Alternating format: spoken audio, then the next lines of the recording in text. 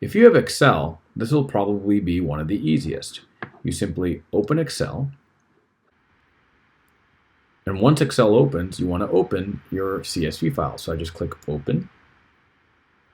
And for me, I would go here to on my Mac. I would go to my downloads, and there's my example CSV file, and I click Open. You can see here how Excel formats it in a really easy way for me to use. So right here you see my example. Now if I wanted to say update the store, let's say you still want to keep this store location 1, but you want to change the password to your sales associate to something a little bit more complex. Let's say store password. Well, you just type in store password, and that's going to be your password for your store associates. And maybe you say dispatcher password is what you want the password to be for your dispatcher.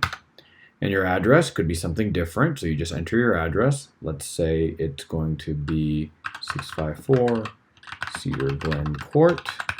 You don't have to put the city or the state. You put your zip code, you put your phone number, and let's just say I want everything to be deleted after just 2 days. Let's say I also have a second store. I just say that's store 2. I can actually give the different stores the same password, right? So here I'm just going to say store password is the store password for store 2, and dispatcher password is the dispatcher password for store 2 as well. It has a different address, so let's put a different address here.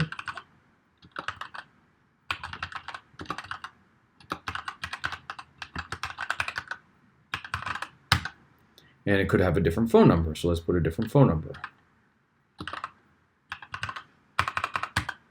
And let's say I still want this one to expire orders after 2 days. And I'm done. Now, this part's really important.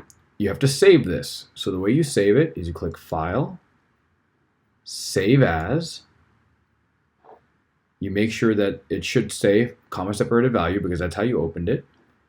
You click your location, and you simply click Save. In this case, I'm going to replace it. And there you go. It's saved, and that's the file I'm going to upload.